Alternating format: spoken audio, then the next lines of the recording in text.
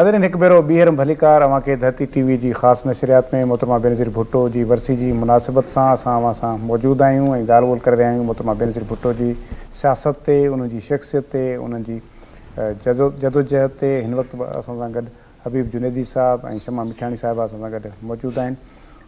जुनैदी साहब, ब्रेक से पहले जब हम जो बात कर रहा था मैं दोबारा उस सवाल को दोहराता हूँ कि आप बहुत सारी जगहों पर मौक़े मिले होंगे कि आपने मोहतरमा के साथ ट्रैवल किया हो और वो कई घंटों से लोग सड़कों पर सिर्फ इसलिए खड़े होते थे कि हम सिर्फ बेनज़ीर भुट्टो की एक झलक देख लें। तो वो जिस क्रिज़्मा की मैं बात कर रहा था, मैंने सवाल किया और आप बात कर रहे थे, तो वहीं से कंटिन्यू करें। देखिए, वैसे तो मौक़े मिले हैं,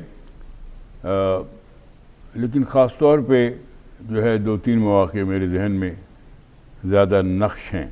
और जिस हवाले से आपने पूछा कि वो क्या क्रिज़्मा था कि जिसमें हज़ारों नहीं मगर लाखों लोग जो है वो बेताब होते थे उनकी एक झलक देखने के लिए, उनके साथ रहने के लिए, उनके साथ चलने के लिए, उनके साथ कुर्बानियाँ देने के लिए, उनके साथ जाने अपनी निछावर करने।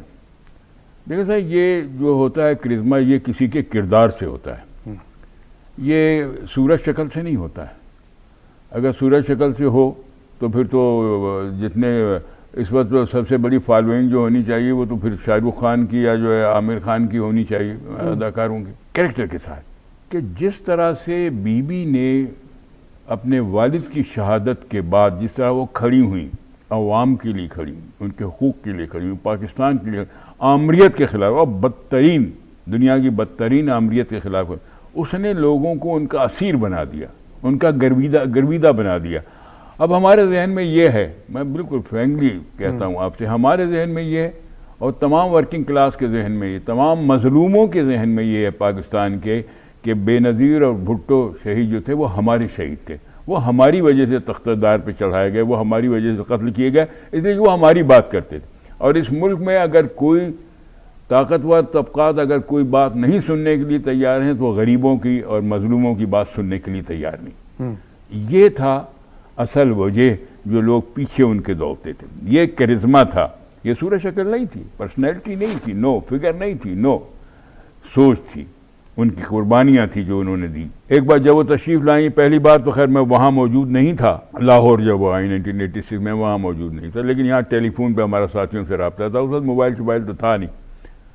तो मैंने अपने एक साथी से पूछा, वो हबीब बैंक की माल रोड ब्रांच के ऊपर चढ़ा हुआ था, वो यूनियन का वहाँ CBA का प्रेसिडेंट था, क्योंकि बेसिकली मैं लेबर मूवमेंट का बंदा हूँ। तो मैंने उससे ताज, उसका नाम था ताजुद्दीन मिन्हास मरहूम, अब वो अलमिया के चला गया। मैंने पूछा, यार ताज क्या सूरत हाल है, बीवी लैंड कर चुकी है, काफ़ी देर हुए, हमने यहाँ रेडियो में सुना है, क्या सूरत है? कहने लगा करोड़ों आदमी हैं, करोड़ों। मैंने कहा पागल हो गया, करोड़ की तो आबादी लाहौर की है नहीं। वो ऐसा पागल हो रहा था, तो कहा करोड़ों बॉस, करोड़ों आदमी सड़क के आ गया। वो मैंने नहीं देखा, लेकिन वो तारीख का हिस्सा है। फिर मुझे खुद ये मौका मिला कि मैं बीबी को उतरता हुआ, साईं हम एयरपोर्ट की बिल्डिंग पे थे कराची में, बीबी जब उतरी हैं, ऐसा लगता था कि शारा फैसल के ऊपर जो है दरिया बह रहा है, इंसानों का दरिया बह रहा है, दोनों जगहों इंसानों का दरिया बह रहा है। 30-35 लाख आदमी किसको कहते हैं आप, बाराली से भी, शहर से भी, हर जगह से, ये मैंने देखा। और एक मौका ये था कि जब उनको जो है फारिग किया गया हुकूमत से और वो जुलूस की शक्ल में आई, तो फिर हम जुलूस की शक्ल में उनको लेके चले। मुनव्वर सरवरदी साथ थे हमारे, और एक उस पर जो है कंपेयरिंग की ज़िम्मेदारी मुझे दी गई कि मैं चलते चलते जो है कंपेयरिंग करता रहूं। तो अवामी मरकज़ रास्ते में आ गया, तो मैंने बीबी को बताया कि ये सब जो है चीज़ें जो दो रोया हुई थी सड़क, ये आपके वालिद शहीद के दौर में हुई थी, जब शाह फैसल यहाँ आए थे पाकिस्तान, और वो जो कहते हैं कॉन्फ्रेंस की गई थी, मुस्लिम कॉन्फ्रेंस, तो मैंने कहा OIC, तो ये जो है कहते हैं कि ये 200 सड़क रातों रात जो है बनाई गई थी।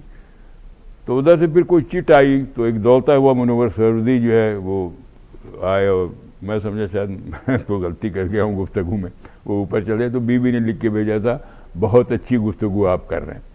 तो इस तरह से मौका हमें मिला है। लेकिन एक और मौका मैं आपको बताऊँ, हालांकि इसमें लाखों लोग शामिल थे, लेकिन वो जब बीबी जो है, हम किसी कैंपेन के सिलसिले में जा रहे थे, गल में इलेक्शन कैंपेन थी, किस साल की मुझे याद नहीं है, we are going to Mirpur ख़ास, تو میں اس وقت انفارمیشن سیکریٹری تھا، سائیں قائم علی شاہ جو ہے پریزیڈنٹ تھے سندھ کے.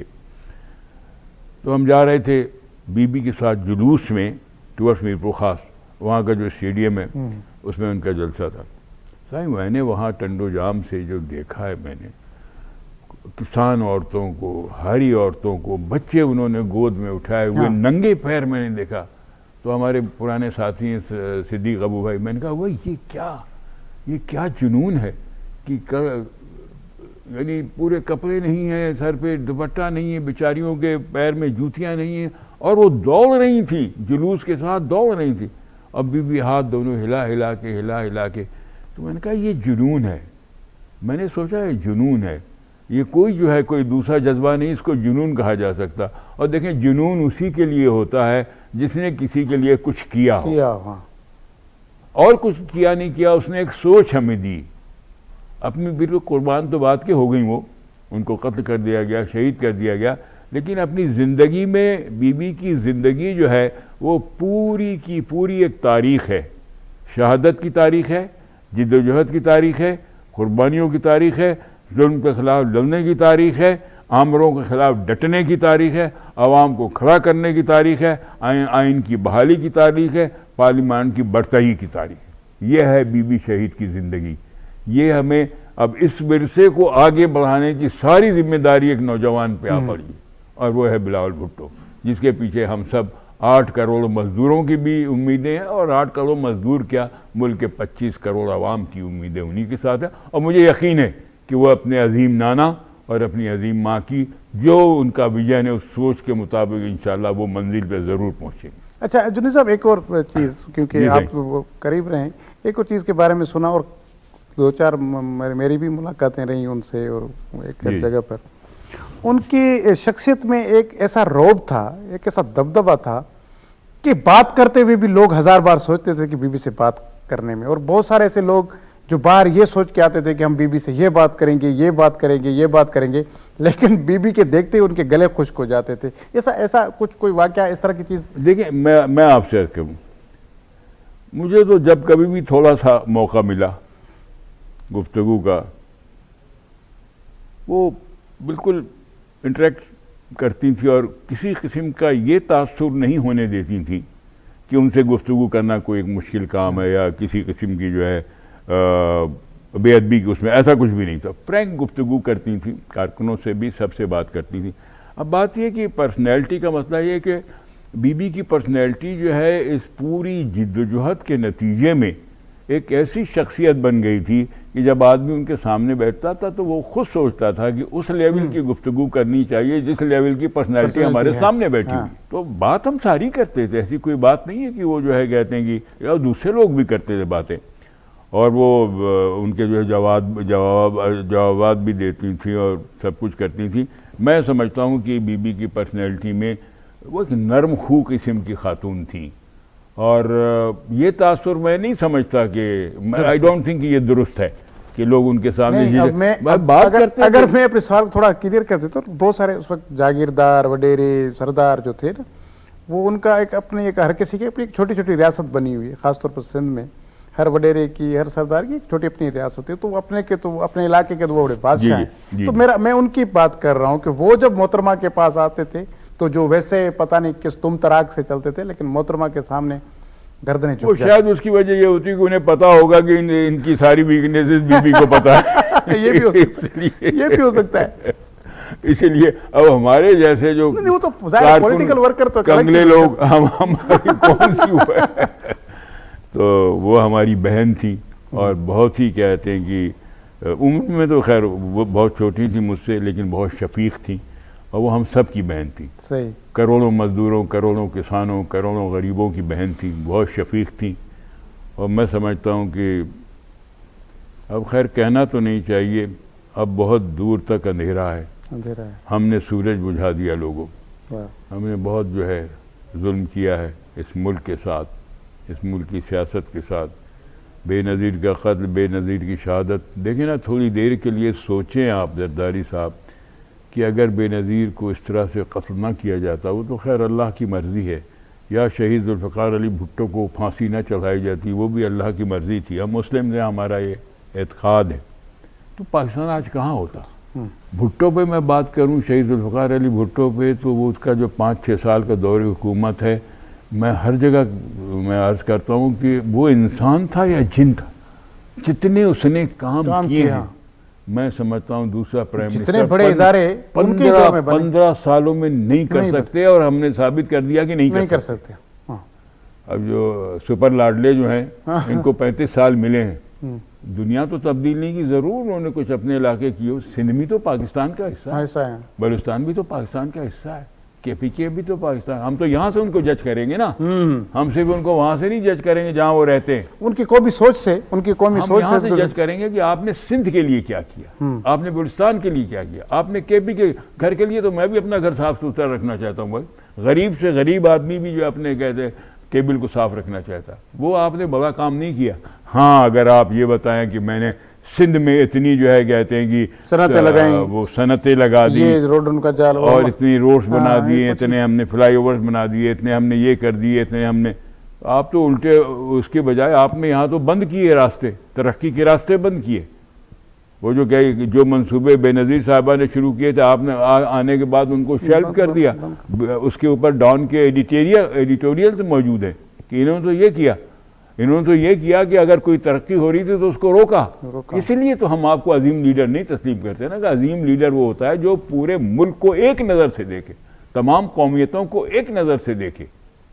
یہ صحیح سے. اچھا شمال صاحب, آپ کی طرف میں آؤں ایک اور سوال لے کر, کہ محترمہ کی جو شخصیت ہے وہ ظاہر ہے انہوں نے ایک ایسے عظیم باپ کی بیٹی ہے کہ جس نے اس ملک کے عوام کو پہلی بار زبان دی, اور ان کو کہا کہ آپ ہی اصل میں طاقت کا سرچشمہ ہیں.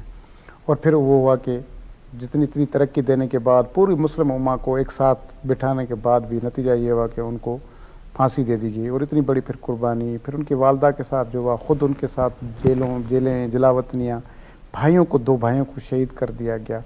لیکن پھر بھی وہ ایک خاتون ہیں جو اپنے بچوں کو بھی پورا ٹائم دے رہی ہیں, ایک بہترین بیوی کا کردار ادا کر رہی ہیں, ایک بہت زبردست ایک انسٹیٹیوشن کی مدر کے طور پر وہ اپنے آپ کو منوا رہی ہیں. اور پھر کارکنان کے ساتھ کسی کی بہن ہے, کسی کی بیٹی ہے, کسی کی ماں بن کر وہ جو شفقت دے رہی ہیں. یہ اس طرح کی جو چیزیں ہیں وہ محترمہ کے علاوہ ہمیں کسی اور میں نظر نہیں آتی. تو ایک ماں وہ اپنی اولاد کو بھی دیکھ بھال کرے اور پھر اپنے کارکنان کو بھی اپنی اولاد کی طرح سمجھے, آپ سمجھتے ہیں کہ یہ کتنا بڑا اعزاز ہے محترم؟ جی بالکل, جو آپ کی بات ہے کہ بیوی نے پالیٹکس کے لیے آئیں, وہ اٹھانے آئی تھی شہید ذوالفقار علی بھٹو صاحب کا جھنڈا اٹھانے, کہ میرے باپ کی شہادت. وہ تو پڑھ کے آئی تھی, شی واز ٹو ینگ, اس وقت بہت کم عمر تھی وہ. انہوں نے جس اس کو اٹھایا تو انہیں تو اس ملک کا نظام درہم برہم نظر آیا ہوگا نا, کہ یہ پاکستان کیسے سنبھلے گا, اس کو میں کیسے سنبھالوں گی. اس وقت وہ سب کچھ بھول چکی تھی کہ کیا ہوگا. انہوں نے کہا کہ میرے یہ عوام جو بھٹو کے لیے رو رہے ہیں, جو کوڑے کھا رہے ہیں ان کے ساتھ, جو ان کے ساتھ شہادتیں لینے کے لیے تیار ہیں, ان کی سرپرست بنوں میں. وہ اپنے آپ کو بھول کے, اپنا وہ گیٹ اپ بھول کے, اپنی وہ ایجوکیشن بھول کے صرف زمین پہ بیٹھ گئی تھی کہ مجھے ان لوگوں کو سنبھالنا ہے. میں ان سب کی ماں ہوں, یہ جو آج بھٹو کے لیے رو رہے ہیں, جو ان کے لیے جان دینے کے لیے تیار ہیں. کتنے لوگ شہید ہوئے ہیں, جنیدی صاحب کو بھی پتہ ہے, وہ کوڑے پڑ رہے تھے اس وقت, ماشاء اللہ لگا ہوا تھا, لوگوں کو شہید کیا جاتا تھا. یا تو بھٹو کا نعرہ نہ لگاؤ ورنہ جیل جاؤ, ورنہ تھانے جاؤ, ورنہ شہادت ہے تمہاری. اس وقت محترمہ بے نظیر بھٹو صاحبہ نے جس طرح سنبھالا ہے, ایک ماں بن کے, ایک بیٹی بن کے, اس وقت لوگوں کی وہ امید تھی. ہر ایک کو پتا تھا کہ اب یہ بھٹو کا نیا روپ ہے, یہ بیٹی بن کے آئی ہے. اور ہمارے معاشرے میں بیٹی کی جو عزت ہے, جو بہن کی عزت ہے, اس کو بیٹی کی طرح لوگوں نے جس طرح ویلکم کیا, جس طرح ہاتھوں میں لیا, اور ان کے ہر الفاظ میں جو سچائی تھی. انہوں نے کبھی, ابھی جو آپ نے ایک سوال کیا تھا کہ بی بی کیسے پہچان جاتی تھی, لوگ بڑے بڑے لوگوں کی آوازیں, میں نے دیکھا بڑے بڑے لوگوں کو جو اس وقت بڑے بڑے جملے بول پاتے ہیں, اس وقت محترمہ کے پاس پیچھے کھڑے ہو جاتے تھے کہ وہ سوال کر رہی ہیں تو کیا جواب دیں گے. ان کے اندر ایک سچائی تھی, وہ مولائی تھی. ان کے اندر جو کرسمیٹک کہتے ہیں ہم, وہ نور کہتے ہیں, ان کے اندر روحانیت تھی. اور روحانیت اسی شخص کے اندر ہوتی ہے جو جھوٹ کو پہچان لیتا ہے, جھوٹے کو پہچان لیتا ہے اور جھوٹ نہیں بولتا ہے. پاکستان اس وقت سچائی پہ چل رہا تھا, اس لیے ہر شخص کو ڈر لگتا تھا کہ کہیں ہماری زبان سے کوئی غلط بیانی نہ ہو جائے. بی بی پہچان جاتی تھی. بی بی کینڈیڈیٹ کا انٹرویو اس طرح لیتی تھی کہ لوگوں کی جان نکلتی تھی. کتنی مسجدیں ہیں, کتنی کمیونٹیز ہیں, کتنے کالجز ہیں, کتنے اسکولز ہیں, کتنے سوشل سیکٹرز ہیں, کتنی فیمیلز کے لیے سوشل ویلفیئر کے انسٹیٹیوٹ بنا کے رکھے ہوئے. اب وہ کینڈیڈیٹ اگر آیا ہے صرف وہ سیٹ لینے نہیں آیا ہے, اسے سارا انٹرویو دینا ہے اور ان کے پاس انفارمیشن, مطلب بی بی کے پاس انٹرویو جانے کے لیے پہلے اس کو پوری کانسٹیٹیوشن گھومنی پڑی. جی, اور بی بی کے پاس وہ ساری انفارمیشن موجود ہے. اگر جھوٹ بولا تو کیا ہوگا, انہیں پتا ہوتا تھا کس کا کریکٹر کیا ہے, کون مجھ سے سچ بول رہا ہے. تو محترمہ بے نظیر بھٹو جیسی شخصیت تو دوبارہ ہم دعا کر سکتے ہیں کہ بلاول اس کے اندر آئے. انہیں اپنی عورتوں کی اتنی فکر تھی, جو جنیدی صاحب نے جو بھی کہا کہ وہ جمہوریت اس ملک کا نظام بدلنے کے لیے آئی تھی, اس کو بھٹو صاحب نے جو کچھ ادھورا چھوڑا تھا اس کو پایا تکمیل تک پہنچانے کے لیے انہوں نے لیا, ورنہ ان کے پاس تو بہت تھا. وہ تو کہیں بھی جا کے وہ لوگ اب چلے گئے, وہ جو سپر لاڈلے ہیں صاحب کہ وہ پلیٹلیٹس کم ہو گئے اور زندگی ختم ہو رہی ہے, ان کے پاس تو بہت سارے چانسز تھے, وہ کہیں بھی جا کے وہاں سے بیٹھ کے سیاست کر سکتی تھی.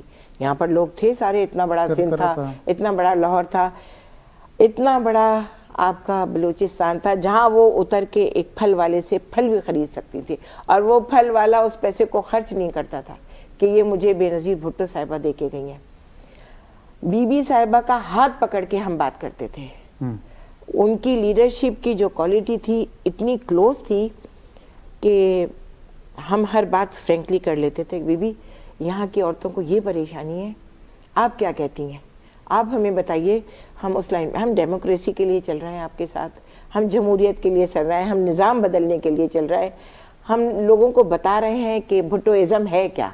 بھٹو یہ ایک کوئی محبت اور جنون جو کہا جا رہا ہے, جنون اور محبت ہے, لیکن جب آپ ایک نظریے پہ چلتے ہیں نا, آپ انہیں چھوڑ نہیں سکتے, آپ اپنا ایمان نہیں بدل سکتے. نظریہ, ہم کبھی اپنا خدا نہیں بدل سکتے, ہم کبھی اپنی نبی نہیں بدل سکتے. ہم ابھی ہمارے نبی نے قبلہ بدل لیا تھا. تو بھٹوازم ایک لفظ اب نئی نسل کہتی ہے بھٹوازم, تو بچے چھوٹے چھوٹے کہتے ہیں آپ جے بھٹو کے پاس جا رہی ہیں. لوگوں نے کہا جے بھٹو مذاق بنایا, جے بھٹو کے نعرے لگتا ہے, بھٹو تو ان کا کب کا شہید ہو چکا ہے. بھٹو سے نہیں, وہ زندہ ہے, کیونکہ نئی نسل کا 5 سال کا بچہ کہتا ہے جب آپ گھر سے نکلتے ہیں کہ ہم کہاں جا رہے ہیں, آپ جے بھٹو کے پاس جا رہی ہیں. تو اس بھٹوازم کو کیسے ختم کیا جا سکتا ہے, وہ پاکستان کی تقدیر بدلنے آئی تھی. صحیح سے. حسن عسکری صاحب سینئر تجزیہ کار ہیں, ہمارے ساتھ موجود ہیں. عسکری صاحب السلام علیکم. جی وعلیکم السلام. صاحب ہم محترمہ بے نظیر بھٹو صاحبہ کو ان کی برسی کے موقع پر ٹریبیوٹ پیش کر رہے ہیں. کس طرح آپ یاد کریں گے, کس طرح آپ ان کو خراج تحسین پیش کریں گے کہ ایک ایسی لیڈر جو نہ صرف پاکستان, نہ صرف بلکہ سب کانٹیننٹ, بلکہ پوری دنیا کی سب سے بڑی لیڈر تھی, اور ان کے ایک جدوجہد آج بھی یاد رکھی جا رہی ہے. آج بھی لاکھوں لوگ جو ہیں وہ فالو کرتے ہیں اس نظریے کو, اس ویژن کو. آپ کیا کہنا چاہیں گے؟ جی, بے نظیر بھٹو صاحبہ جو ہے وہ ایک نامور لیڈر تھی, جن کا مقام نہ صرف پاکستان کے اندر تھا اور پاکستان میں بھی بڑی سٹرگل کے بعد وہ اس مقام پہ پہنچی ہیں. یعنی مشکلات کے جنرل ضیاء الحق کے دور میں ایک سخت مشکلات قسم کے دور سے گزری ہیں اور پوری سٹرگل سے جو ہے اس مقام تک پہنچی. اور ان کی جو حیثیت ہے یا ان کی قدر جو ہے وہ نہ صرف پاکستان بلکہ بین الاقوامی سطح پر بھی ہم نے دیکھی. امریکہ, برطانیہ, یورپین ممالک میں ہم نے یہ دیکھا کہ جب وہ دورے پہ جاتی تھیں تو وہاں کا میڈیا بھاگا پھرتا تھا کہ ہمیں بے نظیر بھٹو صاحبہ سے ایک انٹرویو دلوا دیں. عام طور پہ جو ڈیولپنگ کنٹریز کے لیڈر ویسٹ میں جاتے ہیں تو وہاں کی ایمبسیز ان کے لیے انٹرویو شیڈول کرواتی ہیں, لیکن یہاں یہ حال تھا کہ بے نظیر بھٹو صاحبہ پہ اتنا مطالبہ رہتا تھا ہر بڑی چینل کا کہ ہمیں آپ ان سے ایک انٹرویو دلوا دیں, 10 منٹ کا انٹرویو دلوا دیں.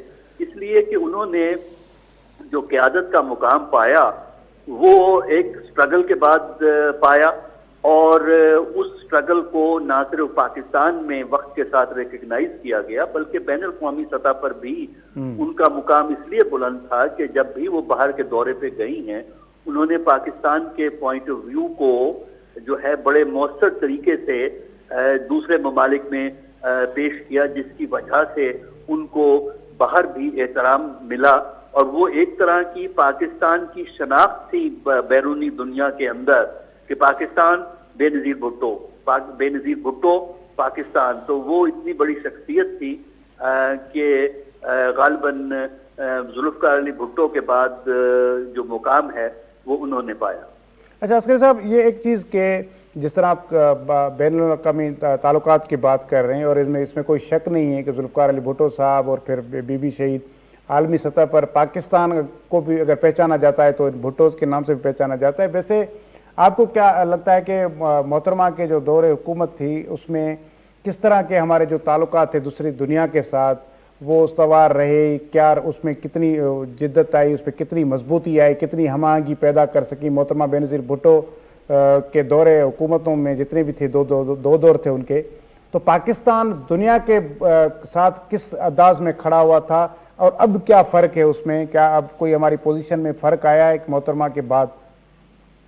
دیکھیے، محترمہ کے دونوں دوروں میں 1988 سے 90 اور 93 سے 96 کا جو ان کا جو دور تھا وزارت عظمیٰ کا، اس میں پاکستان کو بین الاقوامی سطح پر جو عزت و احترام حاصل تھا اس کی بنیادی وجہ یہ تھی کہ ان کے دور میں پاکستان معاشی طور پر اتنا ڈیپینڈنٹ نہیں تھا انٹرنیشنل ایجنسیز کے اوپر جتنا کہ اب ہم پاکستان کو دیکھتے ہیں. ٹھیک ہے، ان کے دور میں بھی IMF سے ہمارا ایک ارینجمنٹ ہوا، لیکن زیادہ تر جو ریلیشن شپ تھا وہ انٹر ڈیپینڈنس کا ریلیشن شپ تھا، یعنی باہمی انحصار تھا پاکستان بیرون دنیا میں.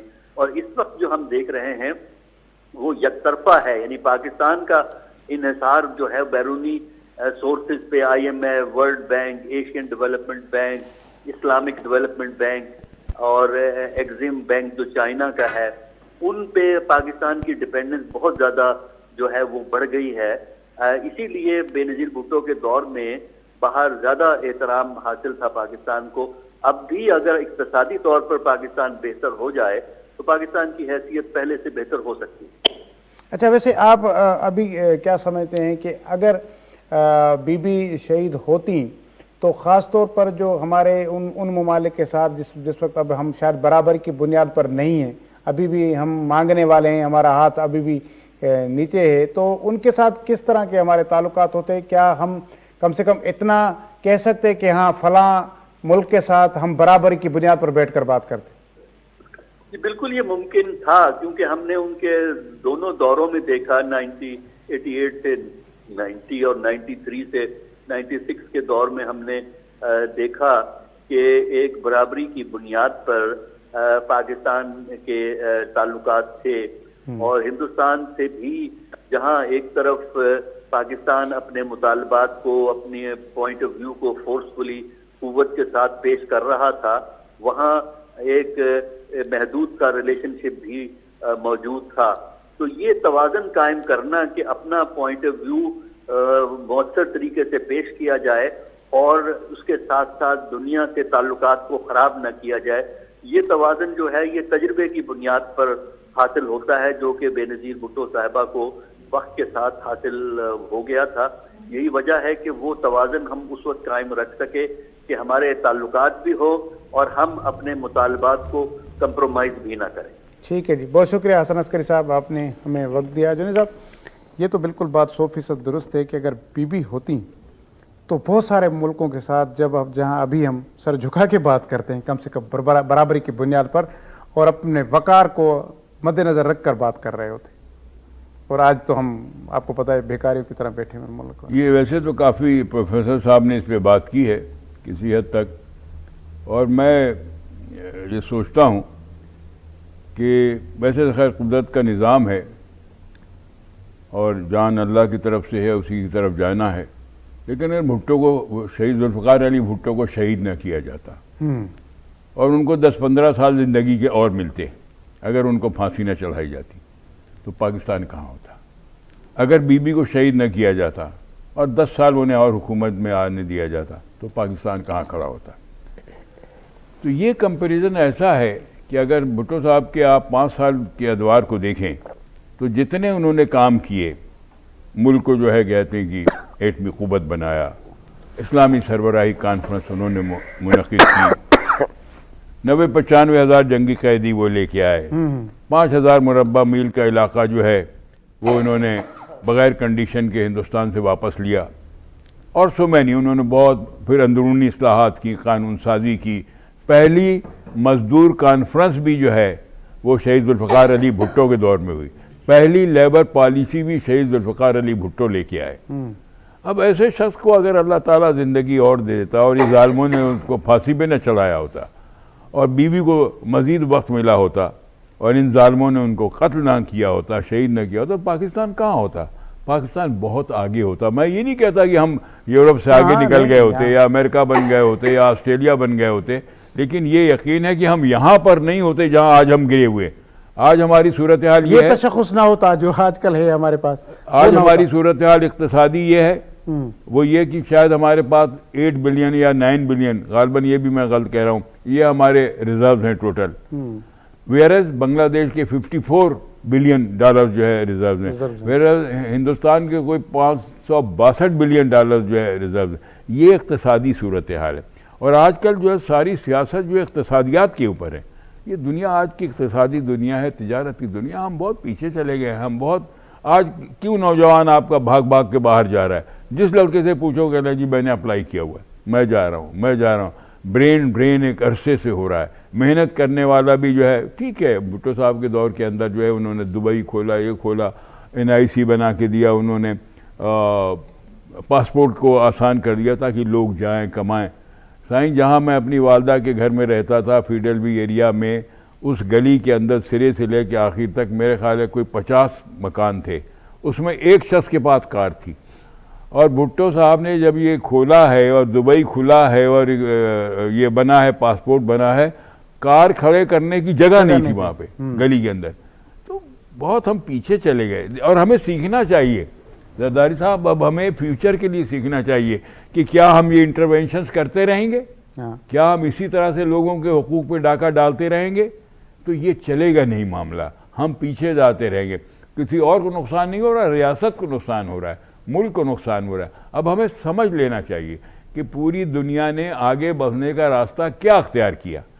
پوری دنیا نے آگے بڑھنے کا راستہ جمہوریت کا راستہ اختیار کیا، عوام کے حقوق کا راستہ اختیار کیا۔ تو یہ ہمیں کرنا پڑے گا، اور جو بھی کہتے ہیں کہ ہماری قوتیں، سب ہماری ملک کی قوتیں ہیں، سارے ہمارے ادارے ہیں، جو بھی ادارے ہیں ہمارے ملک کے ادارے، ہمارے اپنے ادارے ہیں، ہم سب کو مل کر سوچنا ہوگا۔ اس حوالے سے مجھے جو ہے کہتے ہیں کہ ایک بات یاد آتی ہے سینیٹر رضا ربانی کی، کہ وہ کہتے ہیں کہ ایک کانفرنس ہونی چاہیے جس میں تمام جماعتیں بھی بیٹھیں، تمام ادارے بھی بیٹھیں، کہ ملک کو کس طرح سے آگے بڑھایا جا سکتا ہے۔ میرے خیال یہ ایک اچھی سوچ ہے۔ شاید اگلی جو پارلیمان آئے، اور خدا کرے کہ اس میں ہماری پارٹی کو میجارٹی حاصل ہو، اور اگر نہ بھی ہو اور نہ بھی حاصل کرنے دی جائے تو بھی ہماری کوشش کرنی چاہیے کہ ہم سب کو ایک جگہ بیٹھائیں، کہ بیٹھا کے اس ملک کو ہم اس منڈا 1 پوائنٹ ایجنڈا پر متفق ہو جائیں، تاکہ اس کم از کم اس مجزار سے کیسے نکالیں، اس ملک کو مصیبت سے نکالنے پہ تو ہم آمادہ ہو جائیں۔ اور میرے خیال ہو سکتا ہے، اور یہ کرنا ہوگا، یہی واحد راستہ ہے۔ ورنہ اگر اسی صورت سے ہم ایک دوسرے کی لیگ پولنگ میں رہے تو بڑا وقت ضائع ہوگا، بہت وقت ضائع ہوگا۔ اب ہمارے پاس زیادہ وقت نہیں ہے کہ ہم اچھا چوہدری صاحب، آپ سے جس طرح میں جنیدی صاحب کی اس بات کو بالکل آسان الفاظ میں بتا دیتا ہوں، وہ پھر اس پہ آپ کا پوائنٹ آف ویو بھی ہو، کہ جن لوگوں نے، چاہے ضیاء الحق نے اپنی آمرت کو اور تھوڑا اقتدار کی اس ہوس کی وجہ سے انہوں نے بھٹو کو پھانسی دی، اور پھر بعد میں جو طبقات تھے، جو لوگ تھے جنہوں نے بی بی کو شہید کیا، اصل میں انہوں نے پیپلز پارٹی کے ساتھ دشمنی نہیں کی، یا کوئی پیپلز پارٹی کے کارکنان کے ساتھ دشمنی نہیں کی، اصل میں تو انہوں نے ملک کے ساتھ دشمنی کی۔ تو سب سے زیادہ جو نقصان پیپلز پارٹی کا ہوا ہے، پیپلز پارٹی کے کارکن کا نقصان ہوا ہے، بھٹوز کا نقصان ہوا ہے، لیکن ان سب سے زیادہ نقصان ملک کا ہوا ہے۔ تو میرے خیال میں وہ نہ صرف بھٹوز کے قصوروار ہیں، بلکہ وہ اس ملک کے اور اس عوام کے قصوروار ہیں، کہ آج ملک جن حالات میں ہے اور عوام جن مصیبتوں میں، ان کا بیج انہوں نے بویا تھا, ان کو پھانسی پر لٹکا کر اور یوں مین روڈ پہ کھڑے ہو کر گولیاں مار کر. بالکل صحیح بات ہے زرداری صاحب کہ انہوں نے پاکستان سے دشمنی, قائد اعظم نے پاکستان دیا, چھوٹا دیا لیکن بہت اچھا دیا. یہاں پر پہاڑ ہیں, یہاں دریا ہے, یہاں سمندر ہے, یہاں خزانے ہیں زمین کے اندر. جو بی بی صاحبہ نے کہا تھا کہ میں سبات پہ بھی جھنڈا لگاؤں گی, کوئی چھین نہیں سکتا مجھ سے پاکستان کا ایک حصہ, آؤ میرے ساتھ, میں یہاں آ گئی ہوں. لیکن جنہوں نے دشمنی کی پاکستان کے ساتھ, ان کا انجام ضیاء الحق سامنے سب کے, اس کا کوئی ڈھکی چھپی بات نہیں ہے. انہوں نے اپنے آپ سے تو جو کچھ کیا, اقتدار کا نشہ تھا, بیٹھنے کا نشہ تھا, شاید لوگوں کے دلوں میں جگہ کرنے کی.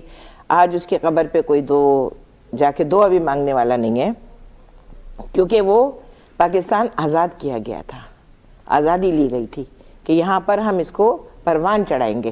اور ذوالفقار علی بھٹو اور محترمہ بے نظیر بھٹو صاحبہ ہوتی تو پاکستان کہاں سے کہاں ہوتا. اور جنہوں نے بھی یہ دشمنی کی ہے وہ پاکستان کے دشمن ہیں, ان کی سزا ہونی چاہیے. ان کا نام عزت اور احترام سے نہیں لینا چاہیے. جو میرا گھر توڑے گا, جو میرے گھر کو برباد کرے گا, کیونکہ عورت کو سب سے زیادہ اپنے گھر سے پیار ہوتا ہے. محترمہ بے نظیر بھٹو صاحبہ کو پاکستان سے پیار تھا. وہ جمہوریت کے لیے لڑ رہی تھیں, وہ اکنامیکلی لڑ رہی تھیں, وہ عورتوں کے لیے لڑ رہی تھیں, وہ مزدوروں کے لیے, وہ بچوں کے لیے, کہ جو میری آنے والی جنریشن ہے وہ کیسی گرون اپ ہوگی. لیکن میں تو بیٹھ کے محفل میں کہتی تھی چلیں جی ذوالفقار علی بھٹو صاحب کو دے دی گئی پھانسی, جو کہ غلط ہے, لیکن اب تو خاتون آ گئی ہیں, محترمہ ہے ہماری, اب تو پاکستان ترقی کرے گا. وہ تو ان کے اوپر تو کوئی نہ بندوق اٹھا سکتا ہے نہ تلوار اٹھا سکتا ہے, لیکن ان کو بھی انہی عامروں نے مارا, انہوں نے ہی مارا. وہ ایک نہتی لڑکی سے وہ ڈرتے تھے. وہ بھٹو والوں کا ذکر کرتی تھی ضرور, اس سے کبھی کسی سے کوئی معاہدہ کرنے کے لیے تیار نہیں ہوتی تھی. ہمیں NDU کا کورس کرنے کے لیے بھیجا تھا, جاؤ جا کے کورس کر کے آؤ. ان کی اس بات کے اوپر جو ہے پھر مجھے ایک شعر یاد آ گیا کہ کہاں قاتل بدلتے ہیں, کہاں قاتل بدلتے ہیں, فقط چہرے بدلتے ہیں, عجب اپنا سفر ہے فاصلے بھی ساتھ چلتے ہیں. واہ واہ. بریک کا وقت ہوا ہے ویورز, بریک وٹھوں تھا. بریک کھاں पोइ असांजी ही ट्रांसमिशन जारी रहंदी. वरी नवां महिमान असांखे जॉइन कंदा. ब्रेक खां पोइ मिलूं. मिलने के नहीं ना